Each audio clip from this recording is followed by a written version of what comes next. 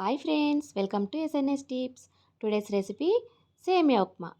ఈ సేమియా ఉప్మాని స్టిక్కీగా అవ్వకుండా ఈజీగా ఎలా ప్రిపేర్ చేసుకోవాలో వీడియోని స్కిప్ చేయకుండా చూడండి. అలాగే వీడియో నచ్చితే తప్పకుండా లైక్ చేసి సబ్స్క్రైబ్ చేయండి. ముందుగా 1 గ్లాస్ వరకు బ్యాంబినో సేమియాని తీసుకొని ఈ విధంగా కడాయిలో వేసుకొని లో టు మీడియం ఫ్లేమ్లో అడ్జస్ట్ చేసుకుంటూ కలర్ చేంజ్ అయ్యేంత వరకు ఫ్రై చేసుకోవాలి. ఈ విధంగా కలర్ కొంచెం చేంజ్ అయిన తర్వాత ఒక ప్లేట్లోకి వేసుకొని పక్కన పెట్టుకోవాలి. అదే కడాయిని మళ్ళీ స్టవ్ పైన పెట్టుకొని సరిపడా ఆయిల్ని వేసుకోవాలి.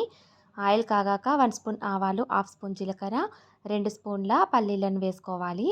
పల్లీలు కొంచెం వేగడానికి టైం పడుతుంది కాబట్టి పల్లీలు ముందుగా వేసుకొని కొంచెం ఫ్రై చేసుకున్న తర్వాత హాఫ్ స్పూను శనగపప్పుని వేసుకొని కొంచెం ఫ్రై కానివ్వాలి. ఈ విధంగా పప్పు కూడా కొంచెం ఫ్రై అయిన తర్వాత ఇందులోకి సన్నగా తరిగిన పచ్చిమిరపకాయల్ని అలాగే ఉల్లిపాయ ముక్కల్ని కూడా వేసుకొని మీడియం ఫ్లేమ్లో ఫ్రై చేసుకోవాలి. ఈ విధంగా కొంచెం ఫ్రై అయిన తర్వాత ఒక రెమ్మ కరివేపాకును సన్నగా కట్ చేసుకొని వేసుకొని బాగా కలుపుకుంటూ ఫ్రై చేసుకోవాలి. ఈ విధంగా ఫ్రై అయిన తర్వాత 5, 6 వెల్లుల్లిపాయల్ని దంచుకొని వేసుకోవాలి. వెల్లుల్లిపాయ వేయడం వల్ల టేస్ట్ చాలా బాగుంటుంది.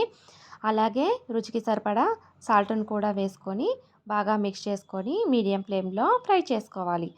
ఈ విధంగా వీడియోలో చూపిస్తున్న విధంగా ఫ్రై అయిన తర్వాత ఇందులోకి 1 గ్లాసు సేమియాకి 1 గ్లాస్ వాటర్ అయితే కరెక్ట్‌గా సరిపోతాయి.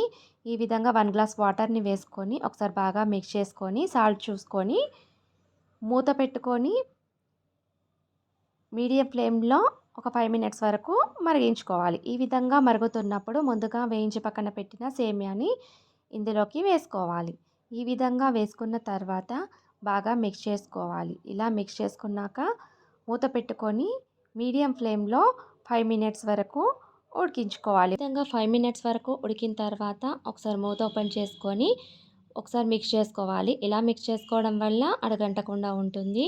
ఈ విధంగా మిక్స్ చేసుకున్న తర్వాత మూత పెట్టుకొని మరో 2 నిమిషాల పాటు లో ఫ్లేమ్‌లో ఉడికించుకొని స్టవ్ ఆఫ్ చేసుకోవాలి. అంతే, ఎంతో టేస్టీ అయిన బ్రేక్‌ఫాస్ట్ రెసిపీ బాంబినో సేమియా ఉప్మా రెడీ అయిపోయినట్టే. ఈ విధంగా సేమియా ఉప్మాని స్టిక్కీ అవ్వకుండా ప్రిపేర్ చేసుకొని ప్లేట్లోకి సర్వ్ చేసుకోండి. చాలా బాగుంటుంది టేస్ట్ కూడా.